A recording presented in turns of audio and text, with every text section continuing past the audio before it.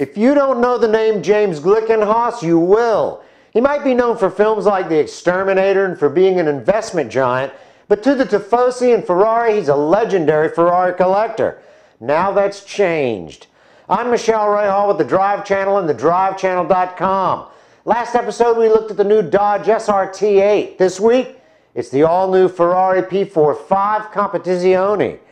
Pininfarina is known for choosing certain Ferrari collectors to customize some of their models that the design firm would like to build. They don't always get Ferrari's blessing, but this time they did. Glickenhaus had a one-off car built for him by Pininfarina based loosely on his love for the P-Series racing cars of the 1960s and 70s. This was no ordinary kit car conversion. The base car for this one-off was an Enzo Ferrari that sported the famous V12 engine and had hundreds of hours of redesign from the body to the mechanicals. The result was a drop-dead gorgeous street car owned by a wealthy man. Well, that wealthy man wasn't satisfied. He wanted more. Luca de Montezemolo, Ferrari's chief, saw the car and he said it should carry the Ferrari badge. But it didn't stop there. Glickenhaus wanted to race the car and another idea was hatched. This time it would be the Ferrari P45 Competizione and it would be a different animal.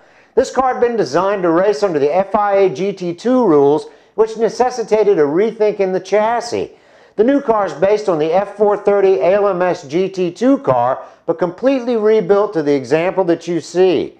This car has a V8 engine instead of the V12 in order to compete in the hotly contested GT2 division.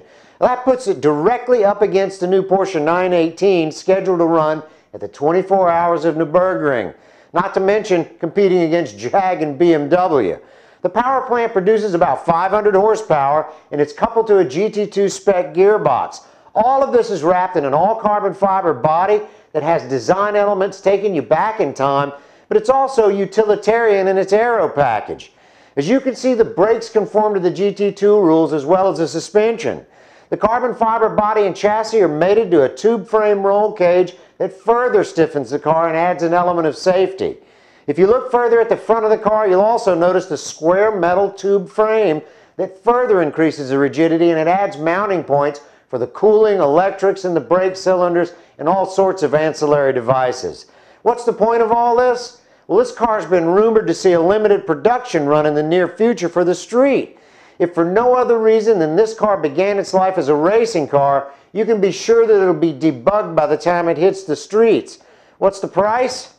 Who cares? By the time I could even put a down payment on one, it'll be time for me to go down for a dirt nap. I'm Michelle Ray Hall with the Drive Channel and thedrivechannel.com. Next episode, we look at the Marussia B1. Those pesky little Russians. At least they made it purple. Wouldn't want to confuse it with an Italian car.